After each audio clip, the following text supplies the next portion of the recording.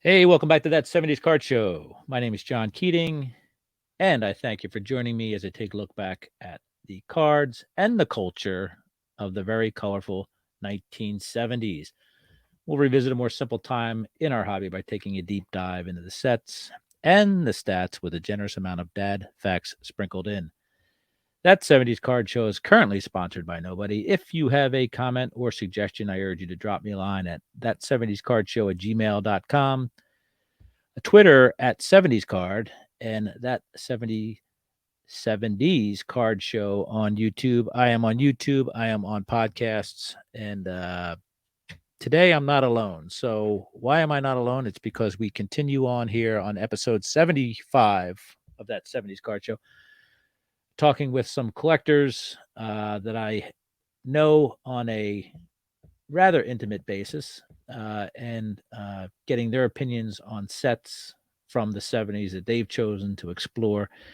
Right now, I have all the way from central Pennsylvania, a man named Andrew, part of the Paige and Deeneebeen media empire. And how you doing, Andrew? What's shaking? I'm doing well. I'm doing just fine today. Couldn't be better. I'm looking forward to the weather changing. It's a nice day out today, actually, in the Yeah, middle of January, surprisingly. And you're all geeked up in your Philadelphia Phillies wear, I see, right?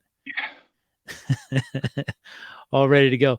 So, as I said, Andrew has a channel with his son, Paige and Deeneebeen on YouTube, and obviously we love seeing collectors, multi generational collectors. So, wonderful thing you're doing there, Andrew. It's an inspiration for those of us who are old, and hopefully for those that are young as well. So, keep up the great work there. well, thanks. We're having a lot of fun doing the videos for sure. It's a lot of fun with him. Any friction between you and your partner, like Dean Martin, Jerry Lewis thing, or are you guys in, always in sync with each other? There is a lot of friction because I'm being pulled towards the vintage side, and he is being pulled towards what's new and what's out. Uh, Gotcha. so I there's always friction. He wants new stuff. I want old stuff. This sounds like One Direction all over again, man. Horrible, horrible band broke up because everybody was going in different directions. I hope that doesn't happen to you, because you guys have such a good thing going there. Let's talk a little bit about you and your collection. You have a lot of cards, and you've been kind enough to send me cards of my favorite player, and I appreciate that. Where did your journey start here in the card collecting universe?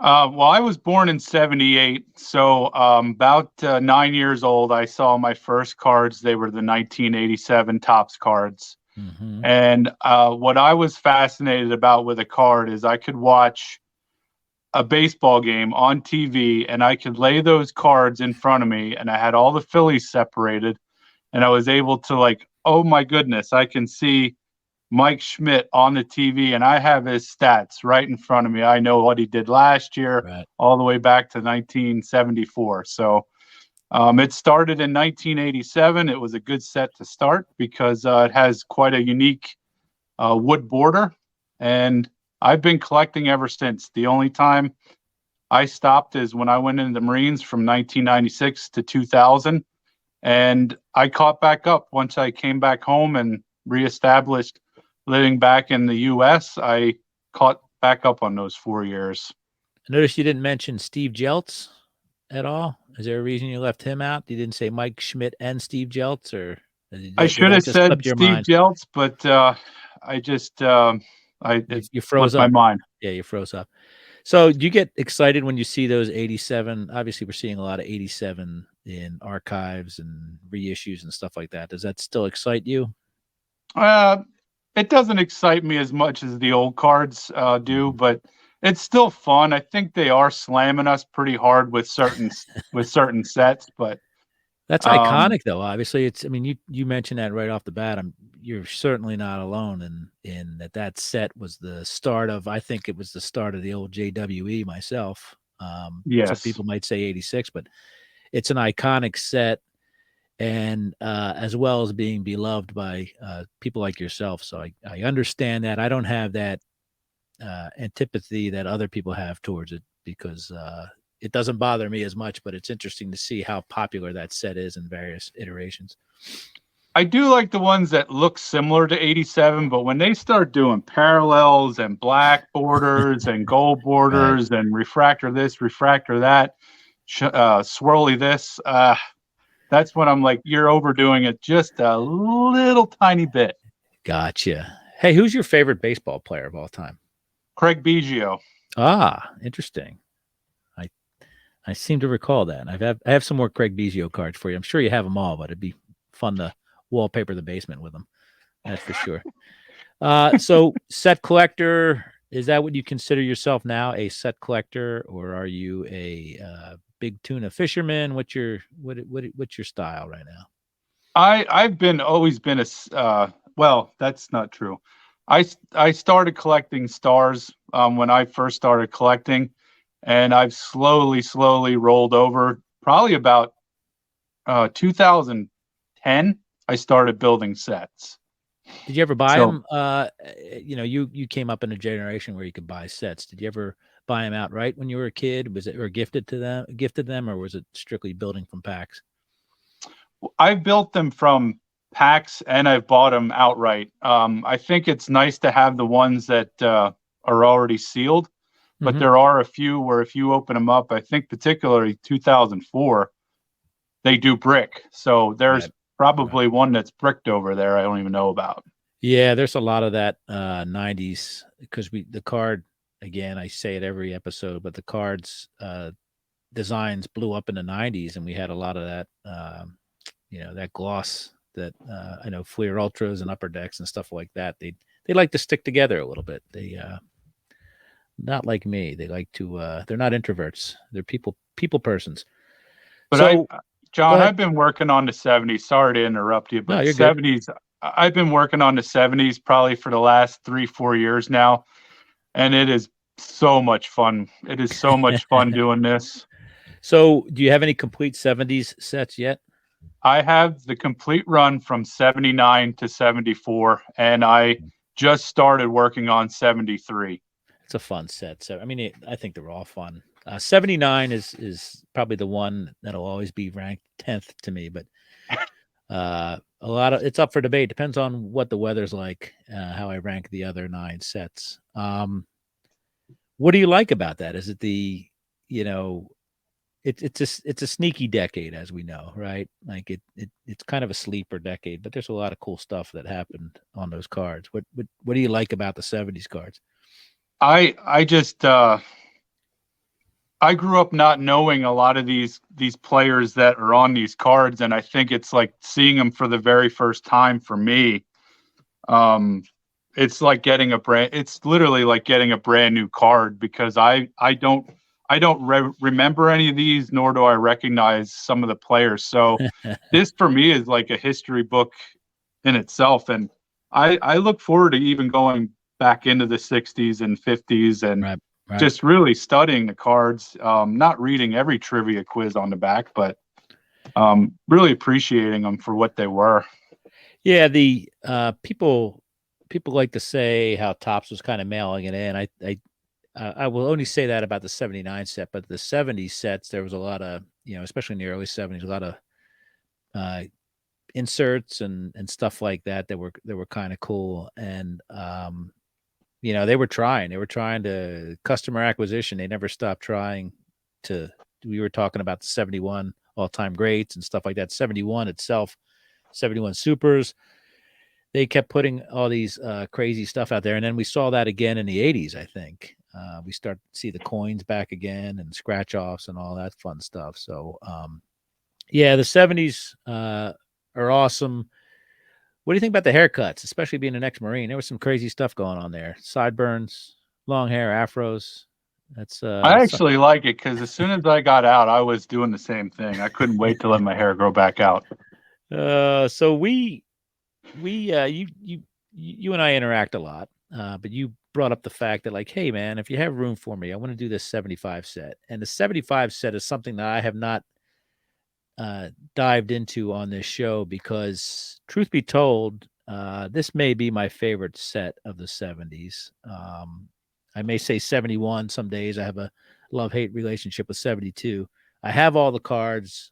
I'm fine with that. But 75, I think it was a little intimidating because it's like asking you to rate your spouse, right? And obviously, you feel that this is a pretty cool set. Tell me why you want to do 75. No doubt it's the color.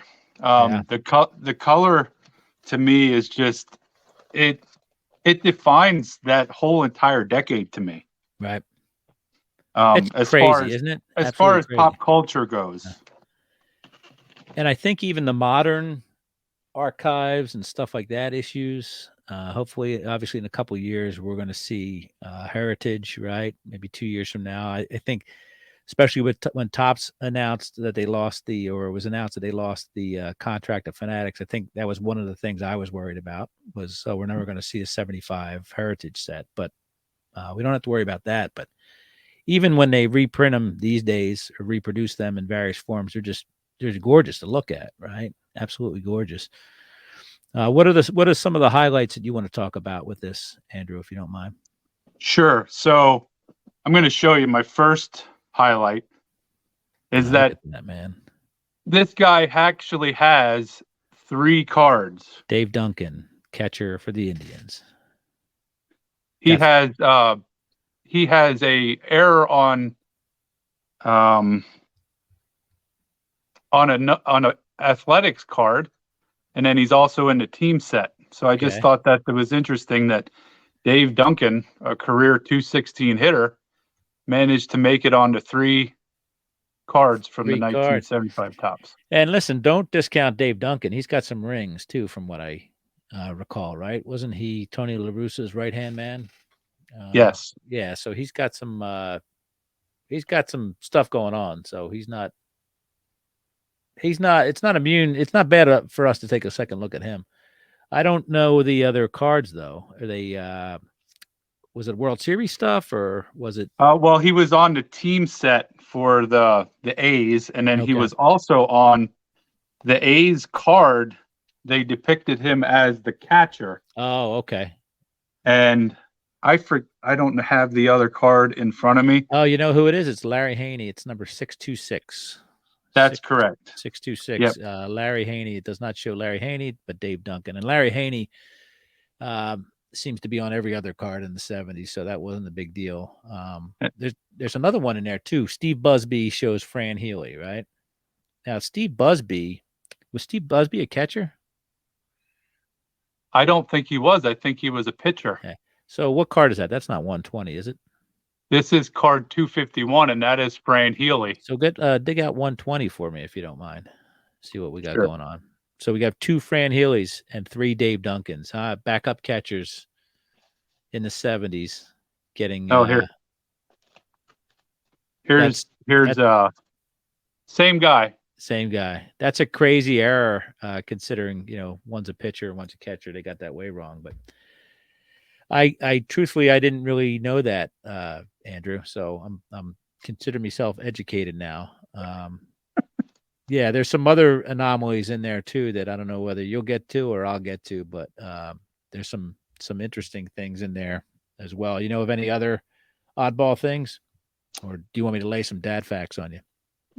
Well, no, I just want to do one more, and Okay. this is the only graded 1975 Topps card that I have. It was gifted to me, so I did not pay anything for this. Rusty Staub, huh? And what I wanted to mention about this card is the trivia question on the back is, do you know what was unusual about Al Dark's batting style? I do not know what was unusual about Alvin Dark's batting style. And the answer is he swung a black bat. Interesting. I find that even more interesting that wasn't that big of a deal in the 70s because I think George Foster was swinging a black bat by then, but maybe not. But I seem to recall George Foster being a swinger of a black bat, but that was probably crazy thing back in the 50s, I guess, when Alvin Dark was playing. I know Alvin Dark was a manager in the 70s, but interesting. Wonder who that bat salesman is who walked up the walked up the ramp from the clubhouse and handed him that black bat for the first time, huh? Blasphemy, I guess. A couple other ones in there. John D'Acquisto was named to the 1974 Topps All Rookie team, but his card 372 is missing the trophy designation. Don't know what happened there. And this stuff is courtesy of TCDB, Trading Card Database, thankfully. Reggie, my boy Reggie, who is the greatest player of the 70s, is missing his All-Star designation. And we'll get to some of the design there in a minute. Let me see if I can bring some of that up. But let me read a little bit from the book of Beckett. We'll talk about per OPG. We'll do a quick little bio for the set. The 75 top set consists of 660 standard size cards. The design was radically different in appearance from sets of the preceding years. The most prominent change was the use of a two-color frame surrounding the picture area rather than a single subdued color. A facsimile autograph appears on the picture, and the backs are printed in red and green and gray. Cards are released in 10-card wax packs, 18-card cello packs, with a 25-cent standard retail price or suggested retail price, and were 24 in a box and 15 boxes to a case, as well as 42-card rack packs, which cost 49 cents. So 2 quarters would get you 42 cards. Cello packs were issued 24 to a box. As we'll find out here, cards 189 subset wise to 212 depict MVPs of both leagues from 51 through 74. First 7 cards feature record breakers in alphabetical order. We have league leaders 306 through 313 and 459 through 466 depict the results of the postseason of 1974. And team cards and yada yada. We have all-star cards, all that fun stuff. And we have some rookie cards, various rookie cards, which I think that's one of the things, Andrew, that sets this set apart. We have a lot of, the 70s are not known for having big banger cards, but we have 2 of them in there, right? And then very close to each other, too. Yeah, very close to each other. And they're solo cards, which is surprising, right? I mean, there aren't a lot of people that go on to Hall of Fame careers who had solo cards right out the bat, but I guess we'll talk about that since it's the elephant in the room, right? Let me bring up these 2 chaps. So Yount and Brett, are you as enamored with these 2 cards as most in the hobby are? Well, I know Double D Dylan, he loves that one on the left there. Uh-huh. The one on the right, George Brett, I really do like that card. I think the reason, again, I always want to say it's because of the color. Right. I really like that green to purple ratio on that card. And I actually like all the green to purple ratioed cards, even if it's not a George Brett. Like, that's my favorite. That's your combo. That's your combo right there. Yeah. Well, I'm a lighting person for a living. I'm going to tell you a little secret. Purple goes with everything, right? It's true. It's amazing how purple lavender goes with everything. So yeah, it's a maybe I push back a little too much because I those 2 cards get a lot of play, especially the Brett. And I'll take these cards over I'll take these 2 cards over a quad or triple or double rookie card any day of the week, but they really do get suck up most of the hype, the rookie hype from the 70s, just those 2 cards alone. And on the other side of that, we have, I brought up Gary Carter's rookie, which would probably be a great card on its own. I've never seen that as a full card by itself, but it's actually I'm not a big Gary Carter fan, truth be told, but it's a great picture with the old Expos catcher's hat on and his chest protector, all that stuff. So that and the Jim Rice cards. I assume that most of these rookie cards, maybe I'm wrong, but I assume that most of these rookie cards have kind of the same color combo because we'll talk about this a little here. Let me take this off the screen and then we'll bring up, I'm going to bring up some pictures that I showed you early of the full sheet of a 75 here, and you can kind of see why the color schemes are the way they are. Colors, cards top to bottom, or in row 1 and row 2 share a color. Row 2 and 3 share a color. Row 3 and 4 share a color, and so on. It's kind of a neat little combo. The first time you see that sheet, you kind of understand why. And we've seen plenty of miscut 75s out there in the wild, but it's neat to see an entire sheet that way, for sure. John, I had never seen those before. Those are absolutely awesome. I'm like wondering how often they pop up for sale. Well, Dean's not going to get a bike for his birthday, but you'll get a nice uncut 75 sheet if you're lucky, man.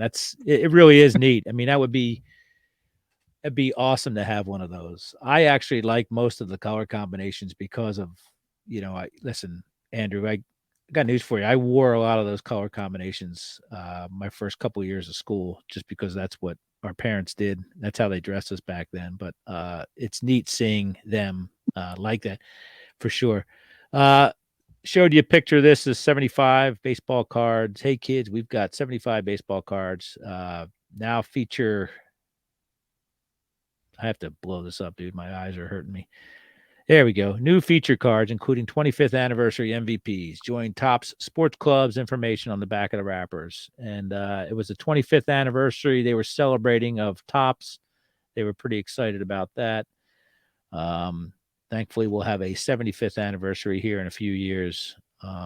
See what else we got here. Wax packs, cello packs, and rack packs. There's some pictures there. 25 cents for a cello pack. We talked about 49 cents for the rack packs, and I forget what we said for the wax packs. I think it was 15 cents for 10 cards. Plus, yeah, I want to pause you right there for just a frame of reference for a 36 pack box back in 1975. You can have a whole box for $5.40.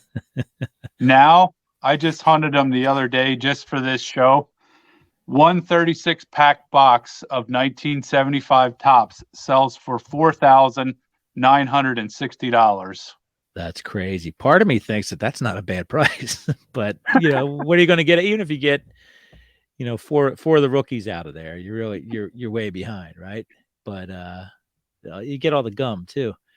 That's crazy though, man. Huh?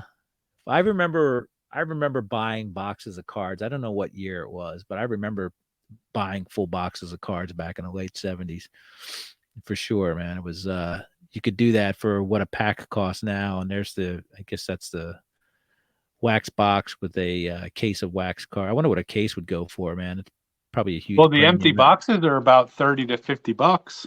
Are they really? Wow. Just the empty box. It's crazy, man. Let's talk a little bit about the design. Obviously, the first couple cards, first 7 cards are highlights. And boy, take away maybe Mike Marshall and those. Look at those 6 out of those first 7 cards. You got Aaron, Brock, Gibson, K-Line, Ryan. Then you have Mike Marshall, and then you have Ryan on a 3-player card. But pretty crazy right out of the gate there. Strong Hall of Fame class, all that stuff. And again, Nolan Ryan wasn't Nolan Ryan back then, but the rest of the guys were pretty well established and obviously on their way. So pretty wild right off the bat there. Checklists are normal checklists. I guess finding them might be difficult because we were way into the Bic pen craze back then. I want to talk a little bit about the MVP cards. Tell us what you know about that one. I'm sure you know something about that, right? It's a 55 most valuable player card. Oh, the 52? This is the 55. Oh, that Campy doesn't exist in reality. It's exactly, a made up card. Yeah. Yeah. It's I like to say, and then there's the other one too, right? 62 is Maury Wills. 62 is the same way. Maury Wills had a 63 Fleer card. Wasn't in bed with Topps at all. And it's fun to think about that they were kind of going back in time and trying to rewrite history. We see it all the time now with cards coming out, even same year. I guess it started in 82 or 81 when we had the Fernando cards, the 3-player card, and then the 1-player card and the traded set. It's the same thing here. They're kind of rewriting history. And I like to put these cards in real time in my collecting. Like this is the first time I got to see some of these old cards. Absolutely amazing history references, stuff like that. A couple of the designs there. Frank Tanana with the rookie cup. Look at that strikeout leaders card, right? Oh Carlton, man. Steve from Mars, and Nolan Ryan. And of course, we have a postseason card. Postseason What cards are both in horizontal and vertical form. Sorry, man. what's the story about you saying that he's from Mars? I don't is that Dude's a just your he's a take? Martian, dude. He's everybody I know that's ever interacted with the guy, and just look in his eyes. Come on, guys from outer space. He wouldn't talk to his teammates, wouldn't talk to the press. He's just he's Steve from Mars. He'll always be Steve from Mars. Team cards. We love our team cards. Danny Ozark there. Players, checklists on the back, and then you could call in, or I guess write in, I guess, to get to Westbury, New York, to get your 24 team checklist cards. From what I gather, they were a different printing session. I don't know whether you know that, but I think they were kind of more white back cards, the ones that you got mail-in wise, and I think they did just send you uncut sheets of those. If I'm correct, I could be But they were wrong the though. same team photos that you're showing on the screen right now. Yeah, same everything. White back, more of a lighter back, and then, like I said, I think they sent them in an uncut form, and I actually have like a '76 version of those hanging up behind me somewhere. Uh, let's see here, Brooks Robinson. Now, we talked a little bit about the backs of cards. Most of us love backs of cards. I There is no doubt in my mind, even though they're vertical cards for all the players, I love the 75 backs, head and shoulders above any other set from the 1970s. I love the color combination. I love the career stats. Oh, Brooks Calvert Robert Robinson didn't get any bio on the back there because his career stats were so took up most of the back of his card. But I just They always love managed that to combo card. they managed to squeeze in a trivia question They though. did. You got to have that, right? Always had the trivia. That's how we educated ourselves. Numbers and trivia questions. That's for sure. Couple cards that I thought were kind of interesting. The Braves pretty much sucked back then. So if you notice on Ron Reed's card, Ron Reed was a drafted, I think, or played in the ABA. But there's a bunch of white towels in the back of the dugout, which the Braves pretty much surrendered every game. I imagine they're getting ready for the other team to come out, take the field, and the Braves would wave their white hankies and surrender. And Chuck Taylor, not only is that a great name, but Chuck Taylor appears to be warming up on the sides of the field there in the bullpens along the baselines, which I always think is great. And there's a chain link fence. This leads me to believe that it's probably Candlestick Park right there, but it's a nice little shot of the side dugout with the legendary Chuck Taylor, who has nothing to do with footwear, of course. Let's see if I can get another one in here. I'm hogging, and there's no recap of any '70s without these two guys. Okay, Oh, oh, for sure. so Oscar Gamble and then Reggie Jackson. Now Reggie Jackson's missing his All-Star designation, as we said on that card, but I love that color combination, Andrew.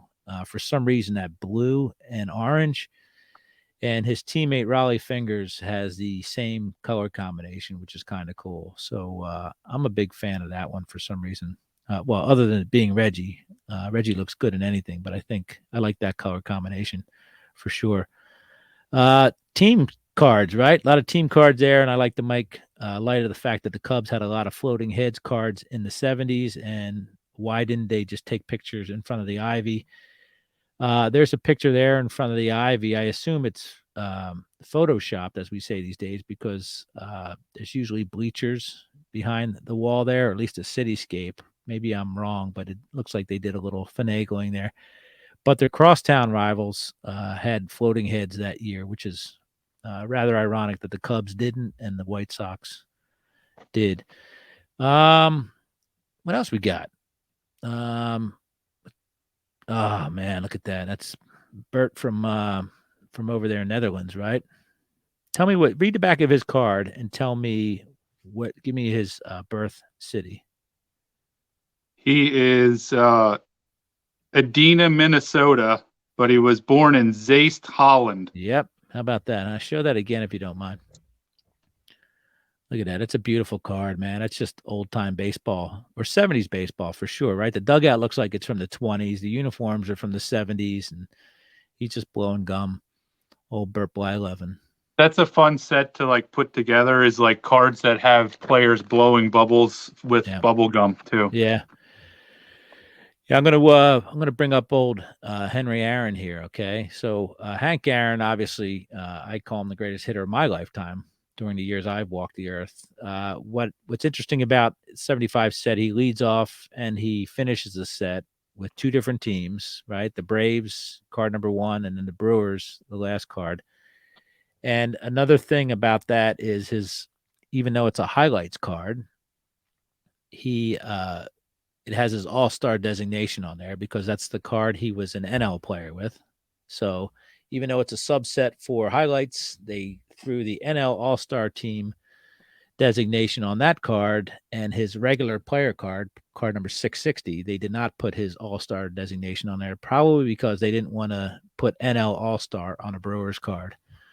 So that's something I've always found rather fascinating about that set, about that particular player.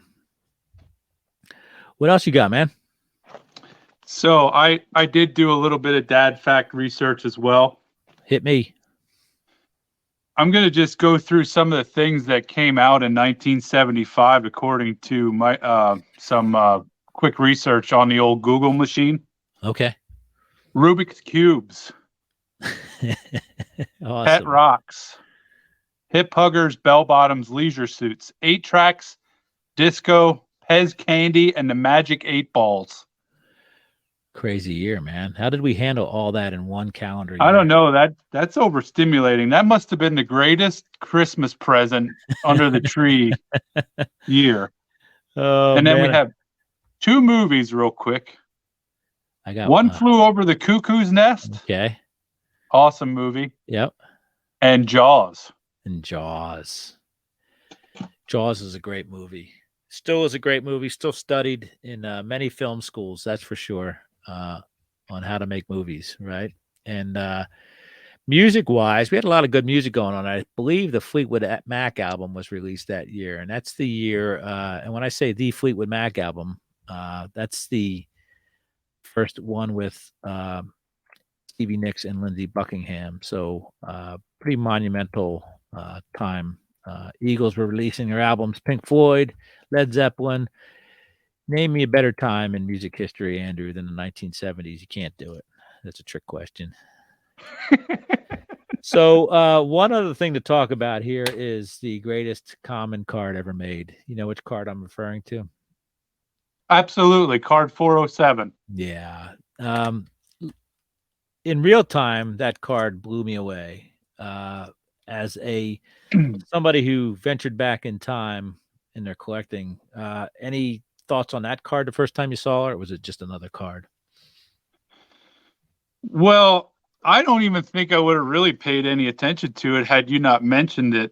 But honestly, when I actually went and looked at the card for the first time and found out that there has never been a card that has been produced that's the only one that's ever had pinch runner. Pinch runner. And I don't know of any player who, obviously there's been players that have been on teams that haven't gotten into games or pinch run and never got the hit or whatever. This guy, though, played in a lot of games, got a ring, scored a lot of runs. Never once picked up a bat in anger or a glove in anger. What did you read any kind of like after baseball on him? He is a pretty prominent businessman, and he was a McDonald's franchisee, right? So you know all about that. And then he ran into some shenanigans with McDonald's, and he kind of read them the riot act, and he won, right? He ended up getting a nice settlement from them because the corporate McDonald's were giving him the shenanigans. So I think that's even more incredible than his baseball career. The fact that he took on a giant like that and taught him a lesson, right?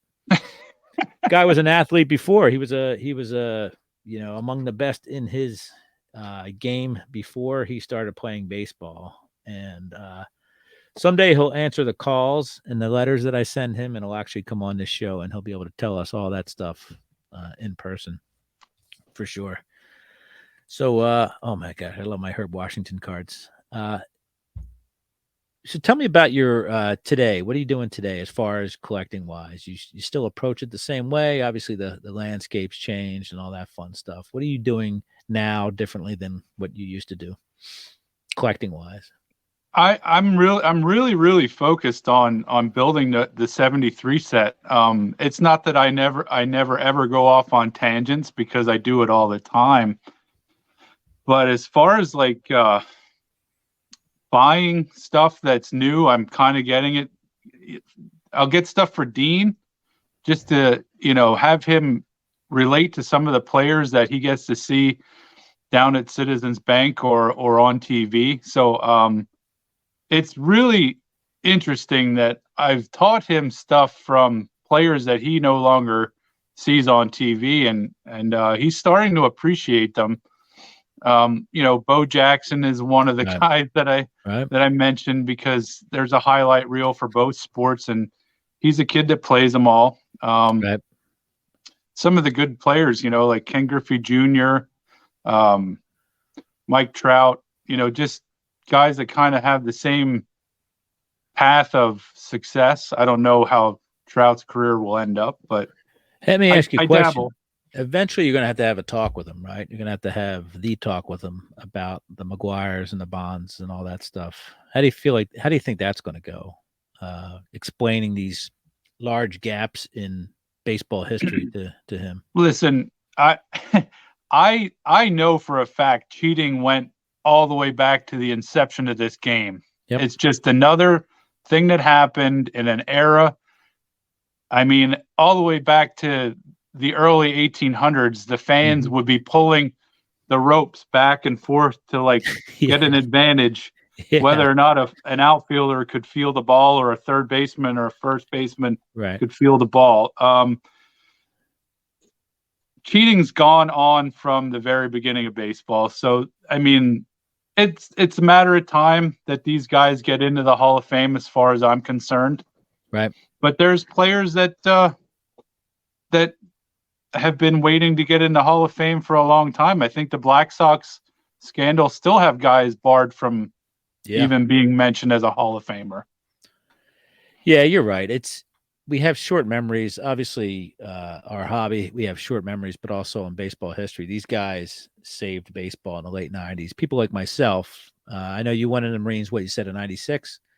Yeah. So it was an interesting time. I don't know how you felt about the strike, but the strike was for someone like me. The strike was I've had enough for a little while. I didn't stop collecting, but I stopped, you know, worshiping baseball. And these guys pulled it out of the dumpster and cleaned it up and hung it out to dry, and everybody loved baseball again. And you know, It's a good co- way to segue into the 1975 players that were born in oh 1975. I wow, got I I got probably haven't heard of any of them.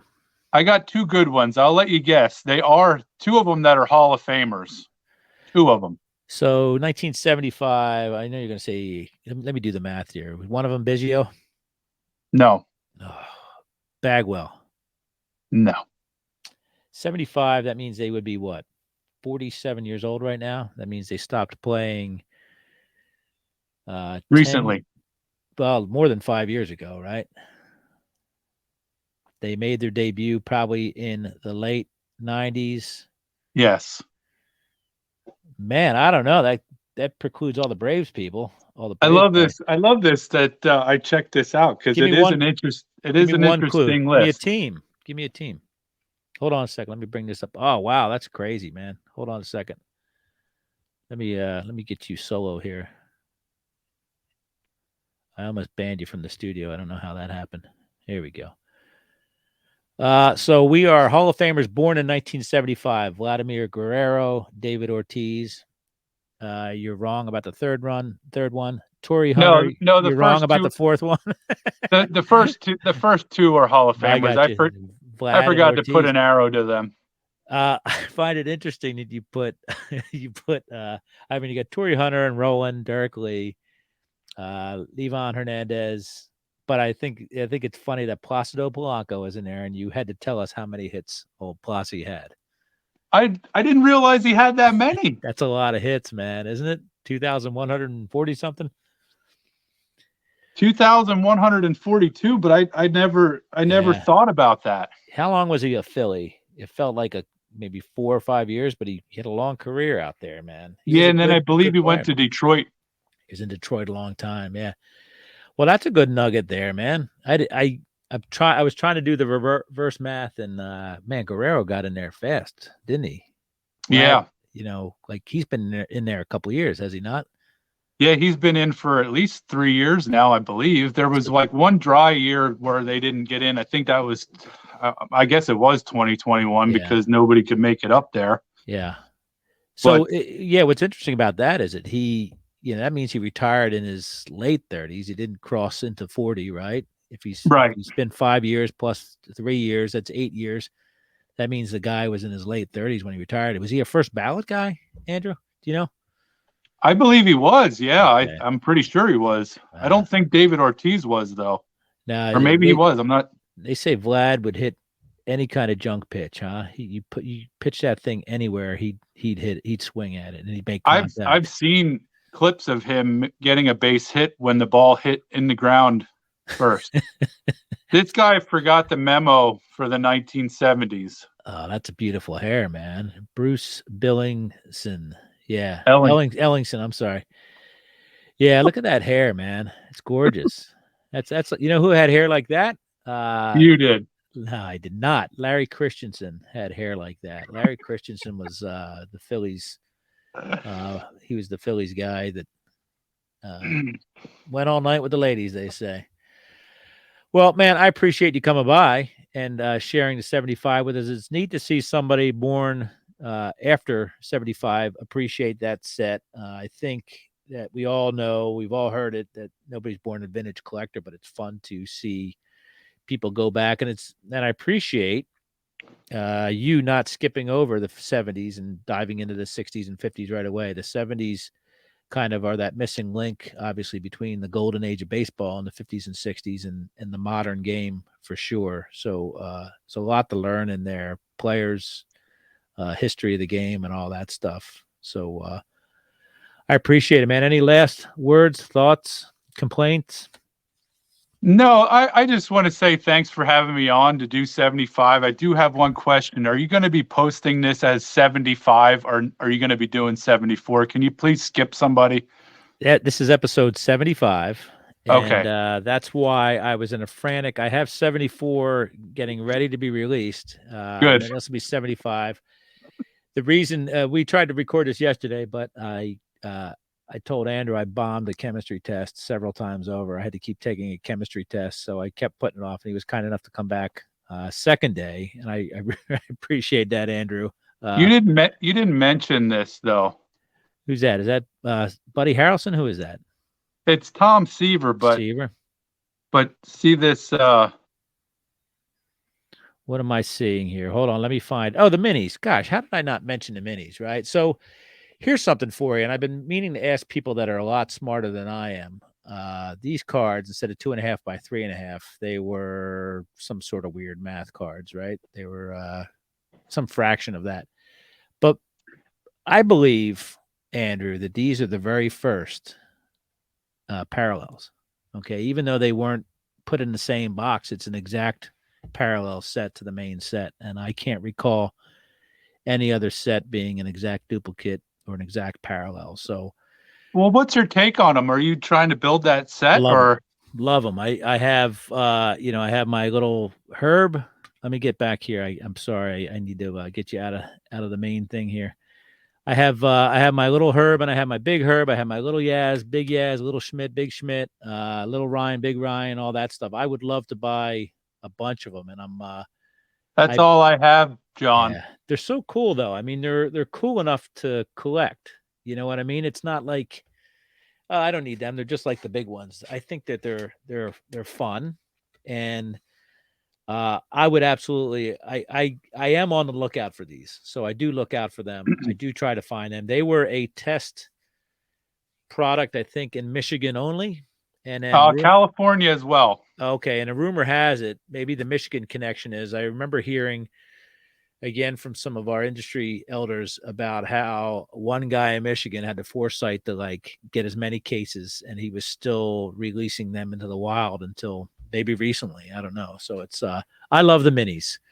And again, we had smaller cards back in the day, right? But uh we never had an exact duplicate set or parallel set. And then nowadays that's a big gimmick with a lot of these modern sets, right? There's the minis and stuff like that. So it's neat to see the legacy, and I don't know of anybody that says, "Oh, they're worthless. They're not worth my time." I think a lot of people really enjoy the minis as well. They're kind of novelties, right? I really enjoy them. It's just they're really hard to find for me. I mean, I know they're out there, Yeah. but I'll tell you, I'm hoping that they have penny sleeves that fit the size of that and top loaders that fit the size of that, or binder pages that fit the size of those. Yeah, they do have binder pages. That I know of. I seem to recall that, but I've had my Yaz for probably 40 something years. Uh, and I have it. I have one of them graded, and it looks great in the slab as well. So, man, I love them. I almost made a closed a deal on like 400 of them a few months ago, but I couldn't. For some reason, I couldn't come to an agreement with the person. I don't know what it was. I don't know whether it was a Facebook thing, whether it was a Twitter thing, or even eBay. But would have been nice to have those. That's for sure. But I'm always Yeah, on the hunt. You see them a lot at the card shows. You see them a lot. Like you'll see them in the bins with a lot of other, even commons. You'll see them in the bins with like dollar bins and stuff like that because they're still, I think they're still pretty popular. I didn't know that they'd be in dollar bins. I wasn't aware of that. That's cool. Yeah, and they stand out, right? Because as you're flipping through cards, you're like, oh, there's a small one right there, and it's yeah, I love the cards, man. Thanks for bringing that up because they are. I have the Herb Mini, I have the Herb Regular, and I have the Herb OPG. So I Yeah, love, I have I the love Tom them. Seaver and Bobby Mercer. Yeah, Those are my two star cards that I have. yeah. I mean, they're great cards. Absolutely, I love them. I love them. I love them. I love them, and I can't believe that I forgot to bring that up. So I appreciate that. Now they made me look bad. And let's talk about one other thing here. There's a lot of Hall of Famers in there. One of the things about the Hall of Famers, who's that? Is that Gary the Sarge? Yeah, that's Sarge. It's a Sarge, and that's Sarge at Candlestick Park with AstroTurf. A lot of people didn't realize it. Candlestick went through a phase where they had AstroTurf. That's one thing that I'm fascinated that you know some of the stadiums by just looking at the back of a card All of them, or, all of them. the Yeah, background of a card. and an air. Like I said, there's earlier sets where they're Candlestick used to be an open-ended stadium, right? And Willie Mays would fight the winds. That's why one of the reasons people will tell you what a great outfielder Willie Mays was and a hitter because Candlestick Point was a horrible place to play in the summertime at night. So they enclosed the stadium for the 49ers, and there's certain sets that you can see the girders going in and stuff like that. And part of that is because Topps had a West Coast photographer that would shoot in Oakland, and he or she would shoot in Oakland and San Francisco. So they'd get all the players on that side, and they'd shoot obviously a lot of cards in New York stadiums as well. So East Yes. Coast, West Coast. That's why we see a lot of Candlestick. There's a great Burt Campaneris card in the 75 set with him in the Oakland dugout.